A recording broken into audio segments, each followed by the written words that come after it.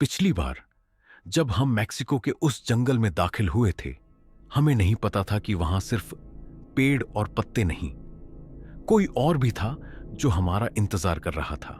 साया, जो न रुकता है न डरता है, और अब हम उसकी दुनिया में थे।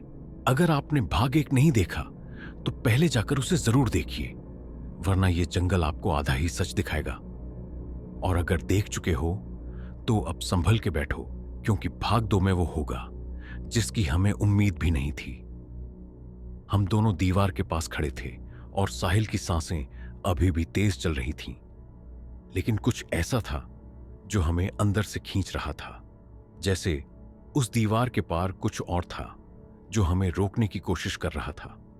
हम समझ नहीं पा रहे थे कि दीवार के उस पार क्या है, लेकिन एक अजीब सा डर था जिसने हमें अंदर तक डरा दिया था। हम दोनों चुप थे, लेकिन दिलों में सवालों की एक गहरी खाई थी। अचानक से मैंने साहिल से कहा, क्या अगर ये दीवार सिर्फ हमें बचाने के लिए नहीं बल्कि किसी और वजह से बनी हो? साहिल ने घबराते हुए कहा, मतलब ये कि अगर ये दीवार हमें कुछ दिखाने के लिए है तो? मैंने कहा। हमने एक दूसरे को देखा और बिना कुछ बोले हम दोनों धीरे धीरे उस दीवार की ओर बढ़े। तभी एक हल्की सी आवाज आई, जैसे किसी ने अपने हाथों से दीवार को थपथपाया हो। हमारा दिल तेजी से धड़कने लगा, लेकिन आवाज कहां से आ रही थी, यह सवाल हमारे दिमाग में घूम रहा था। हम दीवार के पास पहुंचे और जैसे ही हमने हाथ रखा, एक हल्की सी लहर महसूस हुई, जैसे दीवार में कुछ था जो हमें अब तक महसूस नहीं हुआ था। साहिल डर के मारे घबराया और कहा, क्या कर रहे हो भाई, इससे दूर रहो। लेकिन मैं रुका नहीं। मैंने धीरे धीरे दीवार के ऊपर अपनी अंगुली घुमाई और फिर अचानक से कुछ हुआ। दीवार के एक हिस्से से धुआं सा निकला और एक अजीब सा सिल्वर रंग का प्रकाश हम पर पड़ा। हम दोनों हड़बड़ी में पीछे हटे, लेकिन फिर से वही साया हमारी नजरों के सामने था। बस अब उसकी आंतरिक रोशनी और ज्यादा तेज हो चुकी थी। उसका चेहरा अब ज्यादा साफ दिख रहा था, लेकिन उसकी आंखों में उस समय इतना गहरा खौफ था कि हम दोनों के रोंगटे खड़े हो गए। वो क्यों डर रहा है? साहिल ने धीमे से पूछा, लेकिन उसके सवाल का जवाब हमें जल्द ही मिल गया। आखिरकार वो साया बोल पड़ा, तुम दोनों बहुत दूर आ गए हो, अब वापस लौटना मुश्किल है। उसकी आवाज जैसे किसी सूखे कुएं से निकल रही थी, भारी, खोखली और ऐसी कि रूह तक कांप उठे। हम दोनों एकदम सुन्न खड़े थे। साहिल के होंठ सूख चुके थे और मेरी तो जैसे जबान ही बंद हो गई थी। तुम लोग उसे जगा चुके हो, साया फिर बोला, और इस बार उसकी आंखें दीवार की उस दरार पर जा टिकीं जहां से सिल्वर रोशनी निकली रही थी। किसे? यह सवाल मेरे दिमाग में बिजली की तरह दौड़ा। मैंने हिम्मत करके पूछा, कौन है? कौन जागा है? साया कुछ पल चुप रहा, फिर बोला, जिसे सदियों से इस जंगल में बंद किया गया था, जिसकी सांसें इस जमीन के नीचे दबी थीं, और तुम लोगों ने उसे जगा दिया। साहिल पीछे हटते हुए बोला, भाई हमें निकलना चाहिए यहां से। ये जो भी है, अब मामला हाथ से निकल रहा है। मैंने उसका हाथ पकड़ा, लेकिन उस वक्त ना मेरी टांगें साथ दे रही थीं, ना मेरा दिमाग। वो साया अब दीवार की तरफ देखने लगा और बोला, अब अगर उसे रोकना है तो तुम्हें उस दरवाजे के पार जाना होगा, वहां जहां इंसान की नहीं, सिर्फ साये की दुनिया है। हम दोनों ने देखा, दीवार की बीचों बीच एक दरार अब दरवाजे का आकार ले चुकी थी। वहां से एक और अजीब सी स्याह धुंध निकल रही थी, और उस धुंध के बीच कुछ हलचल सी नजर आई। कोई चल रहा था हमारी ओर, धीरे धीरे। मैंने साहिल की ओर देखा और धीरे से कहा, तैयार हो जा, अब जो भी होगा वही हमारी किस्मत है। साहिल ने मेरे हाथ को और से पकड़ लिया। उसकी आंखों में डर था, लेकिन अब डर से ज्यादा एक अजीब सी मंजूरी थी, जैसे उसे यकीन हो गया हो कि अब लौटना मुमकिन नहीं। हम दोनों धीरे धीरे उस दरारनुमा दरवाजे की तरफ बढ़े। हर कदम के साथ जमीन जैसे धड़क रही थी, और उस धुंध के पीछे कुछ सरक रहा था, जैसे कोई साया, कोई परछाई, जो बस इंतजार कर रही थी कि हम उस हद को पार करें। जैसे ही हम दरवाजे के करीब पहुंचे, एक ठंडी हवा का झोंका हमारे शरीर से टकराया। ठंडी नहीं, वो तो बर्फ जैसी थी।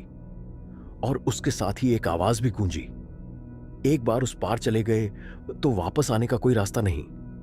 हमने एक दूसरे को देखा, फिर बिना कुछ बोले आगे बढ़ गए। दरवाजा अपने आप खुलने लगा, धीमे धीमे, चरमराते हुए, जैसे सदियों से बंद पड़ा हो। अंदर अंधेरा था, गहरा, बेहिसाब, लेकिन हम चलते गए और बस यहीं से सब कुछ बदल गया। जैसे ही हमने उस दरवाजे के अंदर कदम रखा, लगा जैसे किसी और ही दुनिया में आ गए हों। ना कोई आवाज, ना हवा का कोई झोंका। पेड़ तक जैसे सांस रोके खड़े थे, और जमीन मानो धड़क रही थी। हर कदम पर ऐसा लगता जैसे किसी ने अंदर से खींच लिया हो। हम दोनों ने एक दूसरे की ओर देखा। साहिल के होंठ कांप रहे थे, लेकिन कुछ कह नहीं पाया। मैंने उसके कंधे पर हाथ रखा और धीरे से कहा, अब डरने से कुछ नहीं होगा, अब बस चलना है। हम आगे बढ़ते गए। उस धुंध की गहराई में हर 2 कदम बाद कोई सरसराहट, कोई फुसफुसाहट सुनाई देती, जैसे पेड़ों के बीच कोई और भी चल रहा हो, मगर दिख नहीं रहा था। और तभी एक परछाई सामने से गुजरी, तेज, काली और बिल्कुल इंसानी शक्ल में, मगर उसकी चाल इंसानों जैसी नहीं थी। वो जैसे जमीन को छुए बिना फिसल रही थी। साहिल एकदम रुक गया। भाई, ये क्या था? मैंने धीरे से कहा, हम अब साए की जमीन पर हैं। यहां जो दिखे वो जरूरी नहीं कि सच हो। साहिल मेरी बात सुनकर थर थर कांपने लगा। उसकी आंखों में वो सवाल थे जिनका जवाब शायद अब खुद हमें भी नहीं पता था। लेकिन एक बात साफ थी, हम उस लकीर को पार कर चुके थे जहां से लौटना आसान नहीं था। आसपास सब कुछ एक अजीब सी खामोशी में डूबा था, लेकिन वो खामोशी सुकून देने वाली नहीं थी, बल्कि ऐसी थी जैसे कोई हमें सुन रहा हो, देख रहा हो, हर कदम, हर सांस की गिनती कर रहा हो। हम आगे बढ़े ही थे कि दाईं ओर की झाड़ियों में हलचल हुई, लेकिन आवाज इंसान की नहीं थी। वो जैसे कोई सूखी सांस या जानवर की गुर्राहट, या फिर दोनों का मेल हो। साहिल ने मेरी बांह पकड़ी और बोला, कसम से भाई, अब और हिम्मत नहीं हो रही। मैंने उसकी आंखों में देखा और फिर आसमान की ओर। काले बादलों के पीछे से हल्की सी चांदनी झांक रही थी, लेकिन वो भी जैसे डर के मारे वापस छुप जाना चाहती थी। मैंने कहा, बस कुछ कदम और। अगर ये जंगल हमें निगलना चाहता है तो पहले हम उससे आंख मिलाकर लड़ेंगे। तभी पीछे से एक आवाज आई, एकदम धीमी मगर साफ। तुमने तो कहा था कभी पीछे मत देखना। साहिल के चेहरे का रंग उड़ गया। उसकी पकड़ मेरी बांह पर जमी रही, जैसे अब वो अगर छोड़ेगा तो कहीं खो जाएगा। मैंने गर्दन घुमाई तक नहीं, लेकिन ऐसा लगा जैसे दिल की धड़कन रुक सी गई हो। वो आवाज जानी पहचानी लग रही थी, लेकिन उसमें जान नहीं थी, उसमें सिर्फ डर था। मैंने कांपती आवाज में पूछा, साहिल, तूने भी सुनी? वो बस धीरे से सिर हिला पाया। उसकी आंखें अब मेरी पीठ के पीछे कुछ घूर रही थीं, कुछ ऐसा जो शायद इंसानी नहीं था। और फिर वो आवाज दोबारा आई, अब तो देख ही लो, मैं तो यहीं हूं, तुम्हारे पीछे। साहिल की सांस फूली और उसने आंखें बंद कर लीं। मैंने आंखें भींचते हुए कहा, हमने कसम खाई थी पीछे नहीं देखेंगे। लेकिन कुछ था ऐसा जो हमें खींच रहा था, जैसे हमारी हिम्मत, हमारे बीते पल, स्विंग से सब कुछ तोड़कर हमें मुड़ने पर मजबूर कर रहा था। और तभी जमीन में दरारें पड़ने लगीं। चारों तरफ से धुंध और गाढ़ी हो गई। सामने का रास्ता दिखना बंद हो गया और फिर एकदम नजदीक से किसी ने फुसफुसाया, जो मेरे पास आता है वो वापस नहीं जाता। साहिल का चेहरा मेरी आंखों के ठीक सामने था, लेकिन उसकी आंखें अब मुझसे नहीं, किसी और चीज की तरफ देख रही थीं, जैसे वो किसी ऐसे साए को देख रहा हो जो हमारे बिल्कुल करीब खड़ा हो। मैंने कांपते हुए उसकी ओर हाथ बढ़ाया। साहिल, क्या देख रहा है तू? उसके होंठ हल्के से हिले, मगर आवाज नहीं निकली। फिर उसने बेहद धीमी, कांपती हुई आवाज में कहा, भाई, वो बिल्कुल हमारे बीच में खड़ी है। मेरे रोंगटे खड़े हो गए। ठंडी हवा का एक झोंका हमारे बीच से गुजरा, जैसे कोई हमारे आर पार निकल गया हो, लेकिन हवा से भी ज्यादा ठंडक उस झोंके में थी जैसे मौत छू कर गुजर गई हो। हम अब उसके साथ हैं, उसके दायरे में, उस जमीन पर जहां इंसानी कानून नहीं चलते, जहां रात घंटों में नहीं सांसों में मापी जाती है, जहां आवाजें कानों से नहीं रूह से सुनी जाती है, और जहां से जो जाता है वो या तो वहीं का हो जाता है या कभी लौटता ही नहीं। साहिल अब कुछ नहीं बोल रहा था, बस उसकी सांसें भारी हो रही थीं, आंखें कहीं टिक नहीं पा रही थीं, और मैं खुद को इतना अकेला महसूस कर रहा था कि जैसे ये जंगल अब हमें निगलने वाला हो। फिर अचानक झाड़ियों में कुछ हिला, सामने की तरफ कोई आवाज आई, धीमी धीमी सी मगर अजीब सी, जैसे कोई बार बार बड़बड़ा रहा हो, मत लौटो, मत लौटो, अब सब खत्म है। मैंने साहिल को पकड़कर कहा, तेरे को यह आवाज सुनाई दे रही है? उसने सिर हिलाया नहीं, बस एक तक उसी तरफ देखता रहा। उसकी पुतलियां जैसे जम गई थीं। मैंने उसका चेहरा हिलाया, साहिल, ओए साहिल, क्या देख रहा है तू?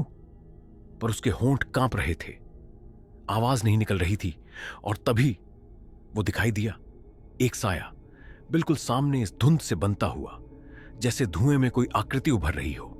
ना चेहरा साफ, ना शरीर पूरा, बस एक काली परछाई जो हवा में बहती हुई हमारे पास आ रही थी।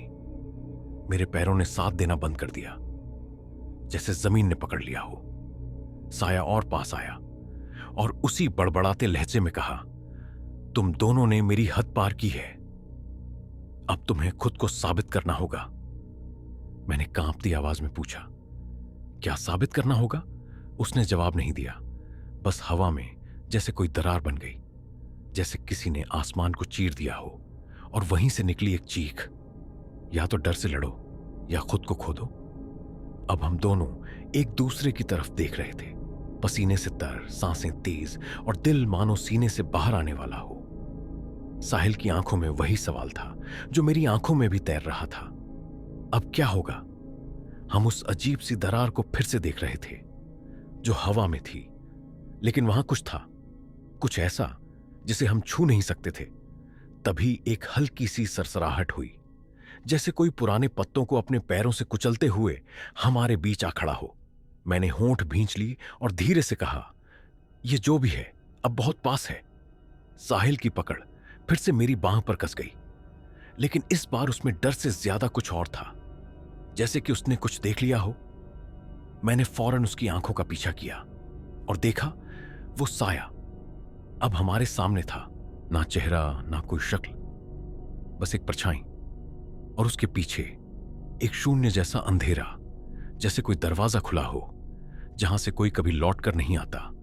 और तभी उसने कहा, अब तुम दोनों मेरे हो। वो आवाज न मर्द की थी न औरत की, जैसे किसी पुराने टूटे हुए खिलौने से कोई अजीब सी कराह निकल रही हो, बेसुरी पर सीधी रूह में उतर जाने वाली। मैं और साहिल दोनों एक दूसरे की आंखों में वो डर पड़ सकते थे जो जुबान से नहीं निकला, पर सांसों में कांपता रहा। साहिल की आवाज कांप रही थी, ये क्या बोल रहा है? मैंने धीरे से कहा, हमें यहां से निकलना होगा अभी। पर तभी चारों तरफ से वही धुंध फैलने लगी, जैसे कोई पर्दा खींच रहा हो और पीछे की दुनिया अब छुपाई जा रही हो।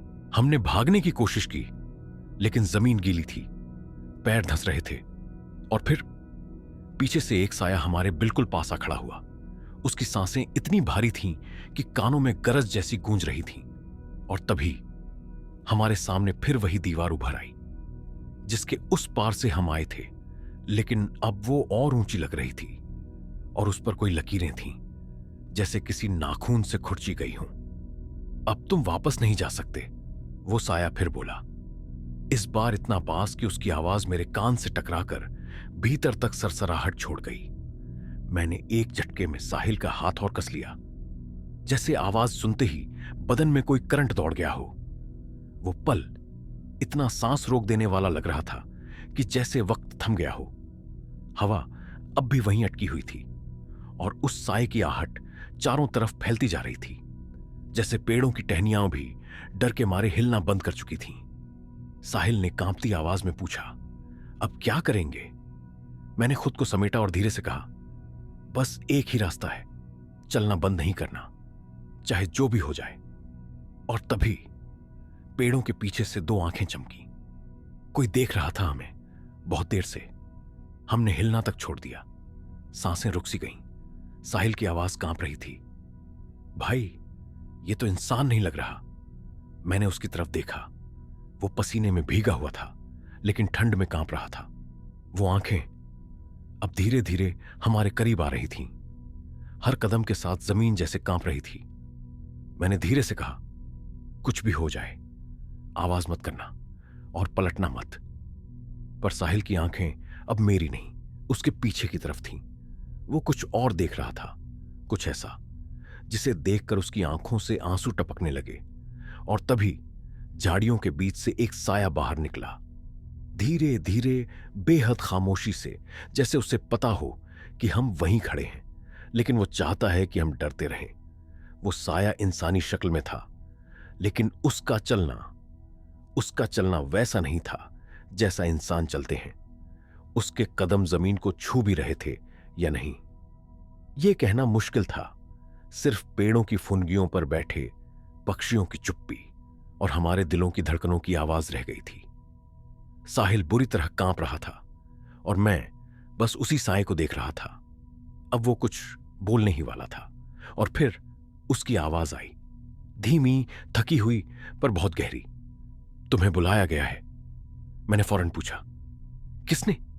साया कुछ पल चुप रहा, फिर बोला, जिसकी जमीन पर तुम खड़े हो वही अब तुम्हें जानना चाहता है। हम दोनों कुछ समझ नहीं पाए, पर अचानक हमें वो दीवार याद आ गई जो हमने पार की थी। वही दीवार जिसके पार साया मौजूद था। और अब वही दीवार हमारे पीछे नहीं, हमारे चारों ओर बन चुकी थी। हम अब उसके प्रभाव में थे, उस अनदेखी शक्ति के सामने जिसने हमें यहां खींच लिया था। अब यह जंगल नहीं, यह उसकी बनाई हुई दुनिया थी और हम उस दुनिया के हिस्से बन चुके थे। चारों ओर अजीब सी खामोशी थी। वो डर वाली नहीं, बल्कि ऐसी जो किसी बड़े तूफान से पहले आती है। पेड़ एक दूसरे से सरगोशियां कर रहे थे और हर शाख से जैसे कोई निगाह हमारी ओर टिकी थी। साहिल फुसफुसाया, ये जगह अब वैसी नहीं रही, यहां कुछ बदल गया है। मैंने उसकी बात पूरी होते ही महसूस किया, जमीन का कंपन, हल्का सा, लेकिन बिल्कुल हमारे नीचे। हमारी सांसें थम गईं और कदम वहीं जम गए। आवाज के साथ साथ हवा का रुख भी बदल गया था। अब वो हमारे चारों तरफ घूम रही थी, जैसे कोई अदृश्य परछाई हमें घेरे हुए हो। हम दोनों थम गए, सांसें भारी हो चली थीं और शरीर जैसे जवाब दे गया हो। चारों ओर हवा के बहाव में कोई पगली सी सरसराहट थी और तभी वो घंटियों की आवाज बिल्कुल हमारे कान के पास आकर थम गई। एक फुसफुसाहट, अब तुम मेरे हो। हमने एक दूसरे की तरफ देखा, पर आंखों में अब डर नहीं, सिर्फ वही सवाल था, क्या अब वाकई लौट पाना मुमकिन है? दूर कहीं फिर वही दो आंखें चमकी और आवाज आई, जंगल के उस पार अभी बहुत कुछ बाकी है। जल्द ही लौटेंगे जंगल के उस पार, भाग 3 के साथ, जहां कहानी अब और भी गहराई में उतरेगी। अगर आपने अभी तक चैनल सब्सक्राइब नहीं किया तो कर लीजिए, क्योंकि अगली कहानी आपकी नींदें उड़ा सकती हैं।